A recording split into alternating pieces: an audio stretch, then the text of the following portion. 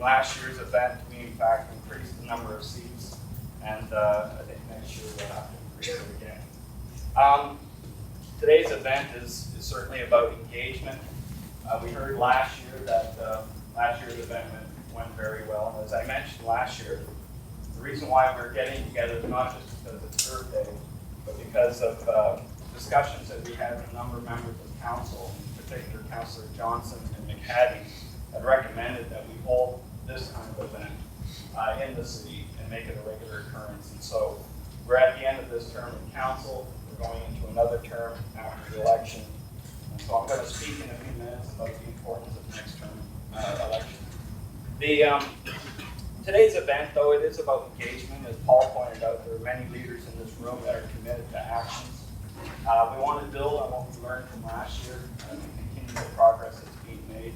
And as Paul mentioned, we will be talking about our vision, Vision 2020, what it's accomplished, but more importantly, where we're going as a city. Many of you, I'm sure, are aware of the fact that this is the 44th year of Earth Day. So this has been around for a considerable amount of time, and I think of the many things it's accomplished, certainly action, but equally important, education.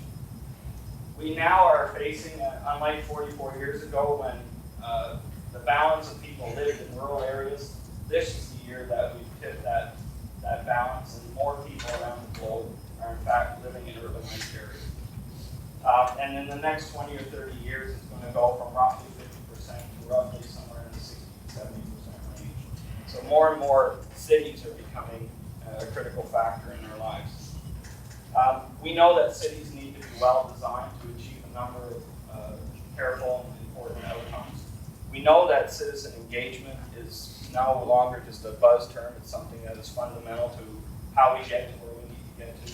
We also know from a financial perspective that the challenges that we face financially are significant.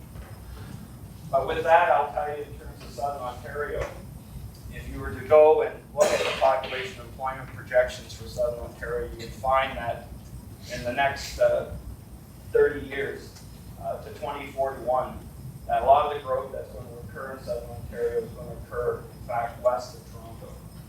If you add up the population employment growth that's going to occur in Peel, Halton, KW, Niagara, and Hamilton, you'll see that from a population standpoint, we're going to outpace Toronto by about 4 to 1.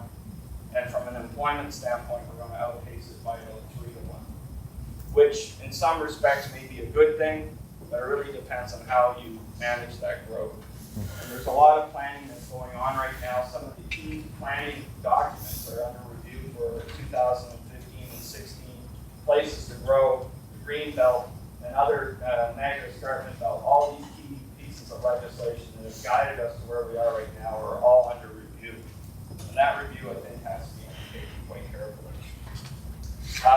I could say the thing that challenges me maybe the most right now in my thinking is the fact that the baby boomers, which I can see in this crowd, there's a few of us here, in 10 years we'll all be retired or almost retired. I know in 10 years that our seniors population is going to double. I know that healthcare costs right now in this country are about 50 cents of every dollar spent on healthcare. I know in 10 years to 15 years it's going to be 60 cents in every dollar. So we are facing some significant challenges here in Hamilton. Many of you know that our infrastructure is an issue. We should be spending in the order of about $200 million more every year for the next 10 years in order to address the shortfall in infrastructure. I attended an event about 3 weeks ago in Toronto with the Evergreen Foundation, and they've created a panel, if you will, or a council regarding city issues. And the keynote speaker was former Prime Minister Paul Martin. And I must admit, of all the things I've attended in the last 10 years or so, he managed to crystallize something that I think is really important. Important for everyone in this room today to start to think about if you haven't already. And Paul Martin explained it this way. He said when he was growing up and he went to school, when he graduated from high school, his marks weren't that great. In fact, they were okay, but enough to get him into a university, pretty well any university that he wanted to attend. He went on to law school, became a lawyer, and found that articling really wasn't an issue. It wasn't so much that his family name was significant, but he knew him and his colleagues could article wherever pretty well they wanted to. He came out of law school, finished articling, was accepted to the bar, and had the choice of many different places where they could work. He also him and his colleagues came out with very little debt. So the job market was wide open, their debt was fairly low. His comment, and I know I saw it in some of the notes that I was giving for today, about the next generation. And I know there are people in this room that are at that point in their careers where they're going to enter the job market. And we know that the baby boomers, some of which will be retired, some of them won't, are going to continue to work. The challenges that the next generation has in terms of facing the job market is significant. Many kids today are going to come out of school facing a different market than we faced, certainly when we graduated. They're coming out of school with debt that is significant. They are facing contract work as opposed to permanent full-time work. They're facing benefits that are significantly different. They're facing an economy which is challenged significantly, and we know what happened in the last 10 years. And so the future is, I think, we're at a point, and I would suggest to you that, if you think 10 years is far off, 10 years is tomorrow. And when I think about this next term of council and the things that we've got to get right, and one of them is the review of the vision and a review of our strategic plan, I can tell you that the next term of council, I think, is a very important thing. And I can tell you that the challenges that we're going to face in the next 10 years, 20 years are significant. And so the fact that there is amongst the baby boomers this wish, if you will, or this goal to make sure we keep taxes as low as possible, which I understand, especially in a city like Hamilton, where roughly about 5% of household income is spent on property tax, which is down from 6% when I started this job. But still, nonetheless, we have a number of families in Hamilton that their average household income isn't all that great. And so start to think about the next 10 years when more and more people retire and the household income continues to keep relatively low. How are we going to pay for all that health care? How are we going to pay for that crumbling infrastructure? And Paul Martin's comment, which I thought was really important, was that if we continue to push this debt and the impact of cities on the next generation and the job market, which is a little uncertain, then we've got some major challenges that we have to face.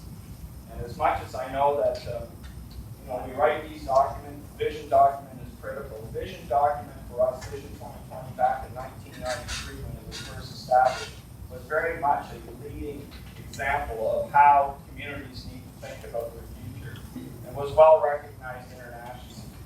And I can tell you, as Paul points out, that this vision, the next vision document, is going to be even more critical. And so I would suggest to you that the conversations that you're going to have today about the work that was done at the last environmental roundtable and the work that you're going to do today is going to be important to setting that next vision. Because I tell you, I think the challenges are getting more significant. Whether it be climate change, whether it be what we're doing with respect to mobility in the city, whether it be how we consume energy, whether it be any of these issues, which I know you talked about the last session, brownfields, urban natural areas, complete streets, local food and agriculture, and climate change and water and energy consumption. All these are incredibly important discussions, incredibly important topics, many of which, and I know you'll get into it with the next session, as to how the city is done. And I can say in summary fashion that we have made some progress since the last time you've met. We do have a pedestrian mobility plan. We do have a transit strategy, which I think absolutely fundamentally needs to be invested in. I mean, the notion that we haven't really made any significant investment in transit in 10 years is a critical mistake, I can tell you, at the end of the day, because if you think about the next 10 years and the demand of this population, we can't get on top of transit quick enough. But I can tell you that there are many things that we are doing that are moving us in the right direction. I think we need to build on what we've done in the past in terms of Vision 2020 and making it something that is going to guide our policy programs and projects in the city of Hamilton. And so I look forward to what comes from this session. This vision document is going to shape the strategic plan for the city of Hamilton. And what I'm hoping, and Paul, you've got the challenge of both helping the city and this community set the vision, but as well, Paul is in charge of our engagement work within the city of Hamilton. I think it's important that when we talk about the next vision and we talk about the next strategic plan, that we not just engage the people in this room. We should be engaging 525,000 people here in the city of Hamilton. Our last strategic plan was developed with, I would say, a good portion of the leadership of the city of Hamilton. The next strategic plan needs to be developed with all the people that work in the city of Hamilton, as well as all the citizens and institutions. Ideally, I think the next vision should set the strategic plans of a number of the institutions here in Hamilton. Something that dawned on me, there was a trip that I took with the head of the Hamilton Wentworth School Board District, John Malloy, and the head of the Hamilton Community Foundation, Terry Cook. We went to Washington to meet with some people there to understand better about what they're doing with respect to helping, kids do better in school.